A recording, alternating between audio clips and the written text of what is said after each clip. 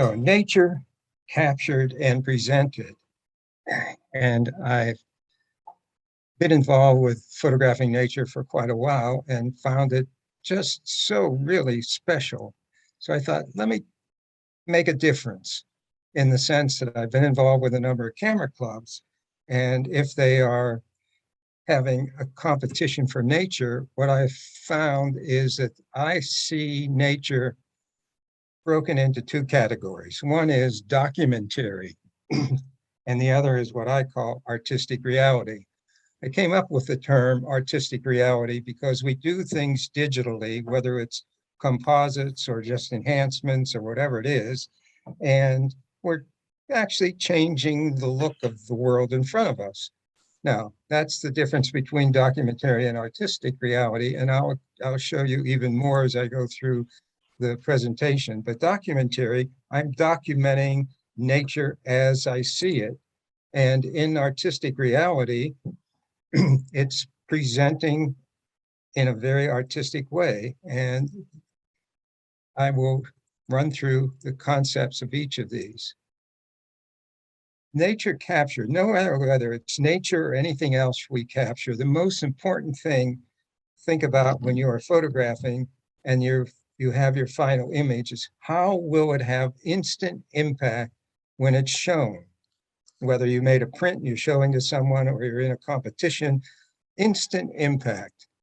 Second most important aspect of that is strong composition. There are many elements of composition that I'll go through, but very strong composition, instant impact, strong composition, and presentation. How should you present the images that you're photographing? And this applies not only to nature, but anything. So instant impact. When that hits the screen, you can't help but look in the frog's face. Instant impact. Strong composition. All the elements fit together. Where's the major highlight? How do things create three-dimensionality in the image, whether it's nature, landscape, nature, and then the final presentation as an artistic presentation versus a documentary presentation, final presentation. So nature, captured and presented. Well, what's so difficult about making an effective nature image? Just use the right lens. Isn't that the case? No, that is not the case at all, as I'll explain. But keep in mind, instant impact. You really want to be able to tell a story, have your image tell a story, and elicit an emotion. If what you're showing, especially with nature, you're showing something that somebody will relate to and feel in their heart, in their mind, elicit an emotion, that is a strong instant impact image. Tell a story. So many times I see waterfalls, they're beautiful, but if there's something else in there to tell the story about what is going on in the scene, that creates a much stronger image and instant impact. This image elicited emotion. The story behind this was shot in the Atlanta Zoo, is the little one, the mother and father of the little one had died, and an orangutan, female orangutan, will adopt the young one and raise it until it's 14 years old. And so this was being told to me as I'm standing there shooting. I think, okay, elicit an emotion, but then I get another shot. Now that elicits the emotion. A highlight brings you to the face of the mama, the baby. Mama's looking at the baby. That tells a story and elicits the emotion. How does your eye enter an image? We read left to right, so we come in from the left in an image and go across. How does your eye stay in an image? It stays by whatever you have on the right-hand side that brings the viewer's eye back into the image. And I will call those containments, and I'll show you more of that. And where does your eye rest? Your eye will rest on the brightest area. So in this image, darker areas around, you come in from the left, you're looking right into the frog's face. and the brightest area is the upper portion of the frog's head. Instant impact. It hits the screen and you immediately look into the eyes. So instant impact is very important in images, certainly for nature, but any image that you are submitting to a competition, or even on your wall when people are coming over to see your work. Instant first impression tells a story. Instant impact and the eyes elicit an emotion. You can't help but relate to the image. Tells a story, not just two birds flying around, but tells a story of what's happening. You can't help but relate to the image and elicit an emotion from looking at these two images. And this one was even more so. The mother holding the baby. Now, remember I said we come in from the left and we look into the brightest area, which is the face of the two. They tend to be looking off to the right, which in this case I think works, but let me show you the difference of having it flipped horizontally. And now you are coming in from the left and looking right into the faces. So very important to think about how the viewer views your image, even with that kind of an emotional aspect of this image and telling the story. Coming in from the left, the mother looking at the baby elicits an emotion. The two arguing with each other, in a sense, elicits that emotion. You feel it. You see the wings are in motion. Let's look at natural landscapes. Very important aspect of landscapes and other images, but certainly landscapes is what I call leading lines. And so what in the image brings the viewer's eye into the main area of the image, the subject area of the image. And so if you look at the way the water is and how it brings you right into that main subject, and that is very important. How does your eye flow from left to right? See the main aspect of the image, very important for natural landscapes. There's another aspect that I've learned over the years by studying some paintings, Albert Bierstadt's paintings. I call it a place to stand. When you have a scene like this, give the viewer a place to stand. Watch when you don't have that place to stand. You are looking at the image, not feeling part of the image. Now you feel part of the image. Here you're looking at the image. So a place to stand. High key elicits an emotion, a feeling of comfort. Strong composition.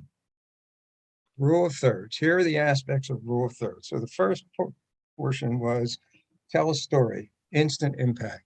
Now let's look at composition. Rule of thirds. Certainly you can break that rule at times, knowingly break it. We read left or right, you come in from the left and go across. Leading lines and what I call containment lines to keep the viewer into the image. Special light, think about front light, back light, side light, all those aspects of light. When I first was into photography, I thought the best time of day to photograph was noontime, bright suns. No, it wasn't at all. Morning light, soft light, best time. And brightest areas, very important to think about with your images. So let's look at rule of thirds, fairly simple. This was a shot I did in Costa Rica, a little frog. He's only about 2 inches big, but on the flower, think about rule of thirds related to composition and the brightest area. Let's look left to right. Photographed the eagle coming across.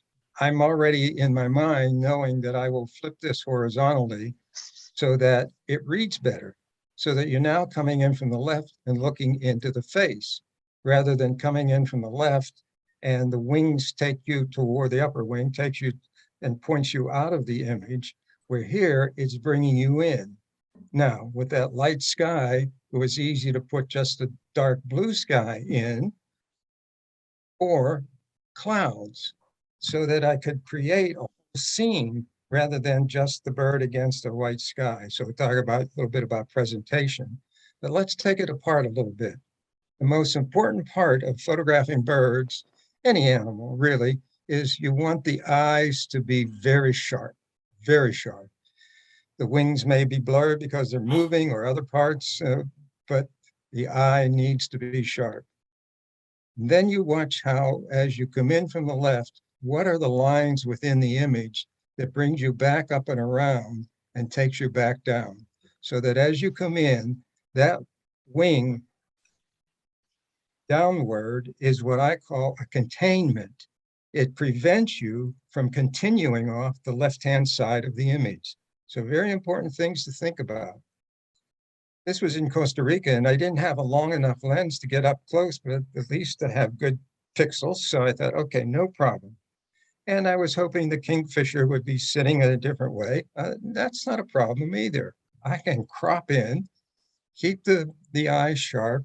The kingfisher actually has a fish in its mouth. Wow, that's wonderful. But guess what? Leading left to right, it comes down and that tree limb takes you out the right-hand side. If I flip this horizontally, now that limb brings you right up to the bird. So it's a lead in to take you to where I want you to go and look at the image itself. And I didn't change the background, I just darkened it. Another example is beautiful shot. Eye is sharp. Left to right, well, when you come in left to right, you look right at the head and that wing takes you out. And that tree limb brings you up and out of the right-hand side of the image. So always think about how the eye flows through an image, especially in nature photography. So if I flip this horizontally, now your eye comes in from the left and you look right directly into the face. The foot is up. That portion now is what I call a containment, in the sense that it keeps you from going too far off to the right. And notice how the wing now in the upper right area fills that area very nicely. If we go back the other way, you see that big, you almost ignore that big wing in the upper portion of the left now, but when you look at it the other way, it becomes a significant portion of the image. Wonderful shot, beautiful, but pushing you out the right-hand side.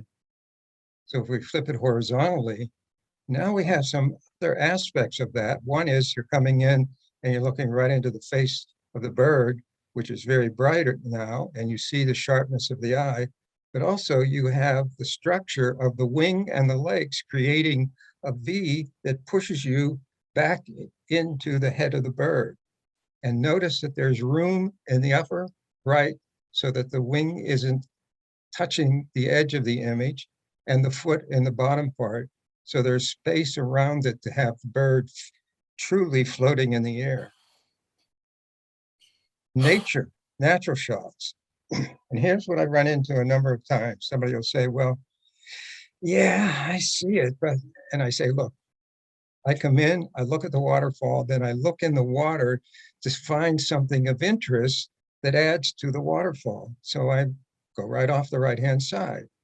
So if I flip it the other way, then I'm coming in and looking directly at the waterfall, and my mind isn't concentrating on that open area of the sea, it's concentrating on the water.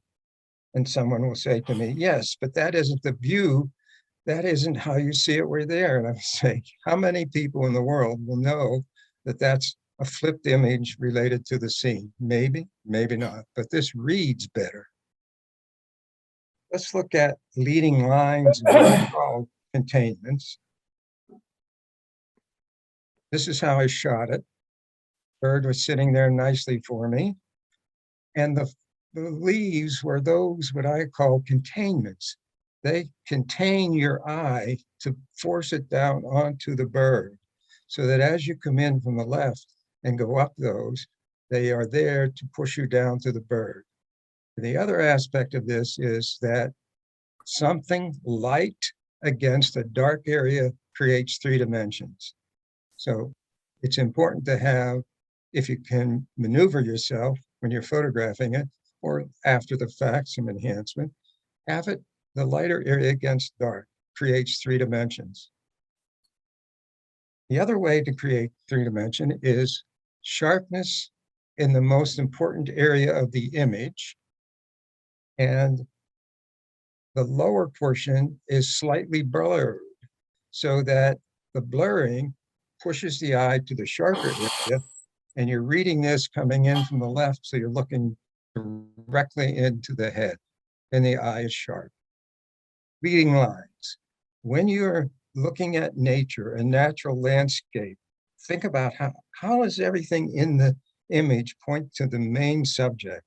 So those areas on the left bringing you right down to the main subject. Even in the lower right, those rocks are forming a line to lead you into the main area. And of course, the clouds. So everything was working that day so well. And as I was backing off, I was watching those curled rocks down in the bottom. There it is again, something dark against a light area creates 3 dimensionality. And for all those who may be wondering, did I put that sky in there? No, it was actually there. With the ability today to put skies, I never hesitate to do that, but this was the sky that was there at the time. This is called Shiprock out in New Mexico.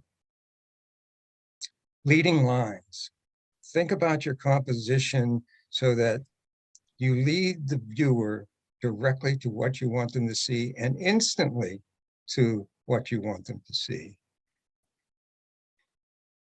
Leading lines. Look at all the leading lines in this image. It's just superb. All those from the foreground leading up. The horizon is not in the center. It's up high because it's emphasizing the foreground. Even in the clouds, there are leading lines that pushing the eye down to the main subject. And main subject is dark against light. Leading line, even with something as neat as this, a leading line leads you right up. And I call the flower portion a containment, meaning it contains your eye. It pushes your eye back down to look at the frog, and you don't continue on up through the right-hand side of the image. Some other aspects about a strong composition: the brightest areas and special light. What a wonderful aspect of light against dark. Now, here's what, this is not my image, what I saw in this image, because it's so beautiful, and the shape of the bird and the capture at the time with all the feathers out, is that you look in and you follow the neck and you tend to go off the right-hand side. If we flip this horizontally, now I'll bet you are seeing the feathers in the upper portion that you didn't really saw them, but you tended to ignore those because you're looking at the head of the bird. Here, as you flip it this way, you are coming in from the left and working up through the bird entirely. But the most important aspect of instant, just instantly, you see this image because of the brightness and against the dark. And you'll notice that there's detail in the highlights everywhere. They are not blown out. Backlight, special light, very, very neat kinds of way to photograph something. Instant impact. Sharp and blur. Right in the face, absolutely sharp. Eyes are sharp, color is beautiful. Around the edges, a softness. So there's a depth of field, shallower depth of field to keep the face absolutely sharp and the rest of the image soft. That's very good way to present an image. Even in soft light. This was Jerry Blackshot, and I said, Jerry, did you do a composite? Did you take the two birds and put one against on top of the other? He said, no, they really were flying that way.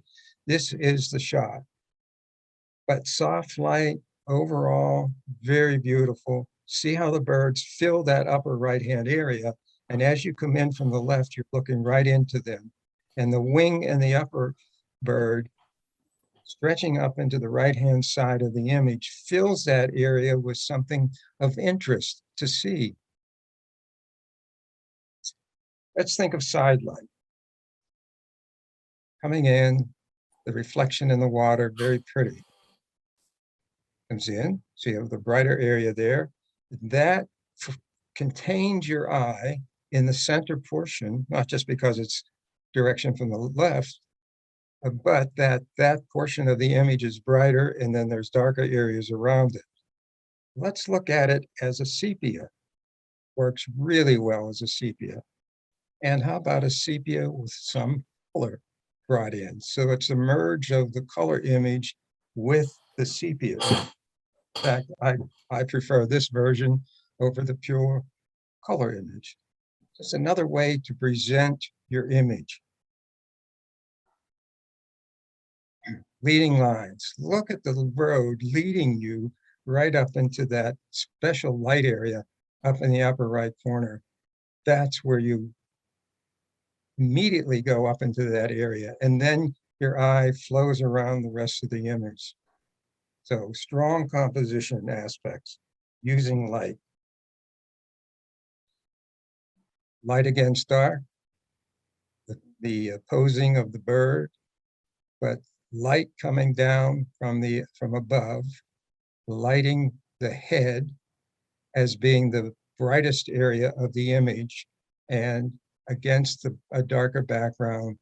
And in fact, this case, the darker portion of the head is against a lighter portion of the background, which creates the 3 dimensions. If the area behind the head was as dark as the other areas, it would blend together. Watch how your eye flows around. So it comes around the top of the head as you're coming in from the left, around the body, and then back down around the reflection in the water and back up again. So that your eye flows around the whole image. And presentation is so important. And the highlights with detail in all the white areas. All the highlights have detail, texture. So strong composition, let's think about brightest area and the immediate eye location related to the composition. Again, that little green frog. Well, your eye's coming in from the left and looking at the frog, flip it the other way so that now you're coming in and you're looking at the head of the frog versus you're looking at the underneath of the frog. So that's the first thing. But then we have all these bright areas in the background.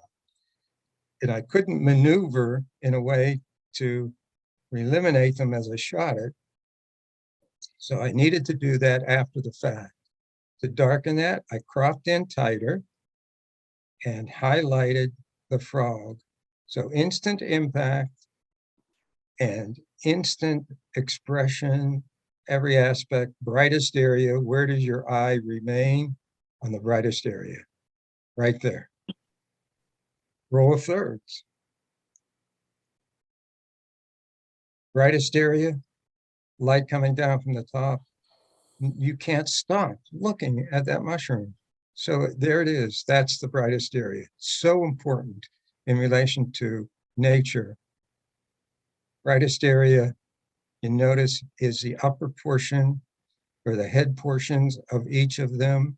Even though the whole image is so interesting to look at, the upper portion brighter takes you right into it. Brightest area, light against dark, 3-dimensionality. Light against the darker area. Certainly the reflection or the image within the drop of water is very interesting and so well done. And as you come in from the left, the line coming down from the upper right brings you right back down to the central entrance of the image, but it's light against dark again that creates that three-dimensionality. So let's look at final presentation of an image. We'll look at enhancements and the composites and see how that works. Well, here's the shot, straight shot. Great to have the bird just about to land.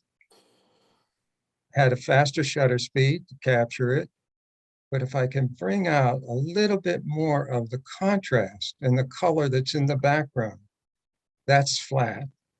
This now is three-dimensional. So digital enhancements, even very slight digital enhancements to an image, can make a big difference in how that is viewed. And if I flip it left to right now, and I enhanced it even more, but now you come in from the left and you look right into the bird, and that works better than this, which the limb takes you out the right-hand side. Now it's bringing you in and taking you into the bird. The osprey coming in and building the nest. And again, the sky was just flat sky, which was fine for me because the level of contrast of the background to the bird meant I could have a capture, high shutter speed, and not have anything blown out. And I know that I could easily put in a sky, not a problem. And in fact, another shot of that coming in and thinking of how do I want to arrange the composition, that was the most important aspect of capturing the nature shot, was how do I want the bird filling what space I have in the image, and do I want this as a vertical or horizontal? So I'm thinking of those things as this is happening, and the parent is bringing some fish into the babies, and if I can crop off some of the bottom part and put in a sky and lighten the head and create a whole different aspect. Sometimes think about a single tone. Doesn't have to be all acts the way we have here, all the different tonal values and colors. Think about a single tone. Really striking, and the overall composition is very strong, so that those wings fill that whole upper right area, and the lower left area, which is has nothing in that area, so you are bringing your eye into the face. Overall single tone, very interesting presentation. That this was so striking. This is not my shot. I just thought it was so absolutely beautiful with the shape of that tree and the fact that it is almost all single tone blues, and how that tree stands out from that background because of the darker background and the light snow on the tree creates that three-dimensionality. This is actually a composite, photographing the hummingbird in Costa Rica, and it would periodically go and get into the flower, but I could never capture it at the same time that it was flying into the flower. So I photographed the bird, and then I had photographed the flower and put them together into a vertical. This is also a composite. The elk is photographed a little farther down in the scene. This is up in the Smoky Mountains, actually in the Cataloochee Nature Center during the elk rut. And I just wanted to capture all of those beautiful sun rays and tell a story. So just a scene with the sun rays was pretty, but it doesn't tell a story. So the story is that the elk is standing there looking for the females in the rut seeds. And this is a composite where I had photographed the female to the left, more to the left, and the elk. So they were standing in the same area, but not as close as I'm showing them here, so that I could create the instant impact of having the two of them close together. So final presentation is very important. Down in Costa Rica, saw the sloth climbing down the tree. Thought, yes, oh, but look at that background. Geez, how can I move around to present this in a much better way? I just could not. So I kept getting exposures to get the detail where I needed it, so that then I could take that portion of the image and provide a different background, which I photographed at the same time from a different area, and then just put it in the background. This was in a zoo, and thought, oh yeah, that's really neat, but I want to make it more natural in presenting it. So I thought, if I take them and put a sky in and show them up on the rocks, or maybe to show them in the jungle. So think about final presentation. We'll get to natural photography or documentary photography in a minute, but I'm just talking right now about artistic reality presentations of nature images. Think about doing panoramas to capture an entire image. 1, 2, 3, 4, 5, 6 shots put together to a panorama. And you can do them vertically. 1, 2, these are handheld. 1, 2, 3, 4. They line up, improve the color saturations, do some dodging and burning, and that's the final presentation. How about the impact of black and white on nature? Well, let's look at a scene like this, which is a beautiful scene. And again, you see the dark against the light at the peak of the mountain area back there, and the sky, beautiful, beautiful shot. It is also beautifully presented as a black and white. And in black and white, it's very important to have a little bit of a darkness in the foreground, then push you into the middle, and then a darker in the upper part. And something I learned from looking at a lot of Ansel Adams prints is what I call dark light, dark light. The foreground is dark, then it's light, then it's dark, then it's light, and that creates three-dimensionality in an image. Even darkening it more, taking it from here to here, and the highlights and the lines, but almost over too much. You see the banding around the mountain and things. Beautiful image, captured that eye, reading left to right. You come in from the left, you can't stop but look at the bird's head. How about as a black and white? I think it's very striking as a black and white. In fact, this image, for me, doesn't show up as well as it is when it's black and white. And in fact, you notice all the little parts all around, not as sharp, but in the black and white, and improving the contrast level just sharpened up everything.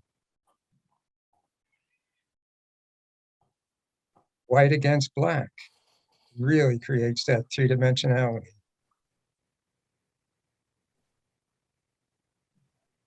Changing it to a black and white, as beautiful as this color image is. And again, coming in from the left, filling that whole image, a darker area on the right, which brings your eye back into the main element of the image, and producing it as a black and white against the black background. High key meaning there are no blacks in the image whatsoever. It's all what would be a zone 6 through zone 8, not a zone 9 or 10, which tend to have no detail. And those are Ansel Adams' zone numbers. So nature and captured and presented artistically is pretty much what we've been looking at, but let me give you a little bit more of that. As I've found some of these images, I think this is really special. Very special in the artistic presentation of this shot of the bird. And this one works just as well both ways. This way, I think, and this way. This is my preference because the curve the V shapes of the limbs sticking out and the reflection of the water pushes me back to the left so that I come back in and come in from the left again and see the image. But it works this way, and that limb sticking out of the water in the upper right is very important. That's what I call a containment. It contains your eye and pushes you back into the main aspect, but very artistic presentation of nature. Very artistic. Sepia tone, dark against light. You look at the elk's head and antlers and against, and the little bit of a tree in the background. You notice there's detail in the shadow areas. Beautiful artistic presentation. Artistic reality. This is Sally Hills, and she's on here today.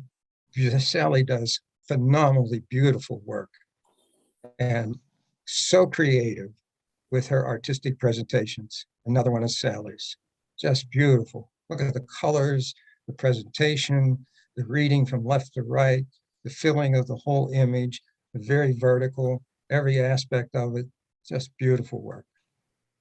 And Sally did one for the holiday season, and cardinals are my favorite. I just could not pass this up. What a wonderful artistic presentation of nature.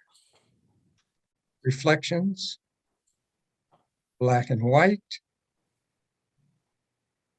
sepia tone. In fact, I tend to like this one as a sepia tone better than even the original, which is very well done. And you know there's a sharpness in the eye, the highlight on the head, coming in from the left and reading this darker area on the right-hand side. Works really well that way. I think as sepia works even better. So nature captured and presented. Let's look at documentary. I've been showing you what I call artistic reality, but let's look at documentary. Here's a documentary shot as the two ducks are taking off. So the only aspect of this was to just bring out the colors a little bit more, create maybe a vignette, bring your eye back into the center, but it's a document, but it is a documentary, no special enhancements other than those that I just mentioned, vignette and a little bit of saturation. Same with this one, capture a moment when it is so special. So it's documentary, but it's capturing a special moment. It's not just documenting that there's a bird sitting on a limb. Bring out a little bit more of the saturation and the color. Still a documentary, not an artistic presentation. I don't mean that one's better than the other, just explaining the difference between a documentary and an artistic reality. Wonderful shot, timing, tells a story, instant impact, elicits the emotion, fills the screen.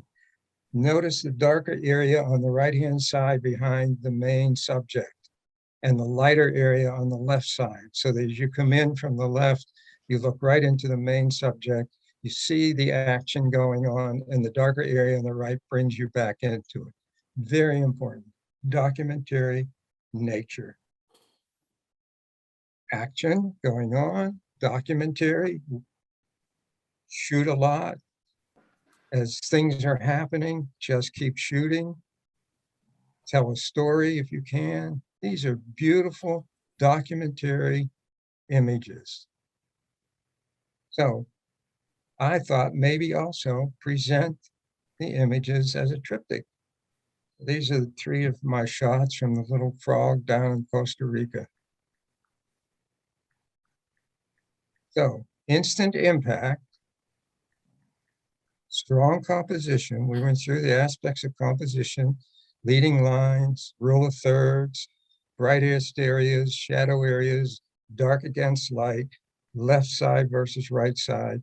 And the final presentation, whether it's purely documentary and you're just enhancing the color and the certain dark areas, or if it's artistic reality and you're changing it in a number of ways, creating a composite. I'm doing a workshop in the Smoky Mountains in October. If you're interested, please contact me. It's October 17th through the 21st. I have a couple books out, one on various techniques that you can use to enhance your images, and volume 4, which teaches you layers, masks, and how to do selections. And my latest one, which is volume 8, teaches you how to take a scene. This is in Berry College, a scene like this, which I call a spring scene, and changing it into an autumn scene. So that's in volume 8. Yes, you can do it. You just need to learn how to do these things one at a time. I thought the juxtaposition of the flower on the right was just special. I also do tutoring one-on-one. And if you're not on my mailing list, or you would like someone to be, just have them send me an email, jmarianaphotography@gmail.com. But I want to show you something that I saw also. You need to look at these very carefully. I call it the nature of people. Every part of this image is made up of a human. What an interesting artistic presentation of nature. Same with this. Everyone, every piece is a human being. And these. It's easy to key in on just the figures, back off a little bit so that you see the aspect of how these really look like nature and made up of humans. So thank you for the time today.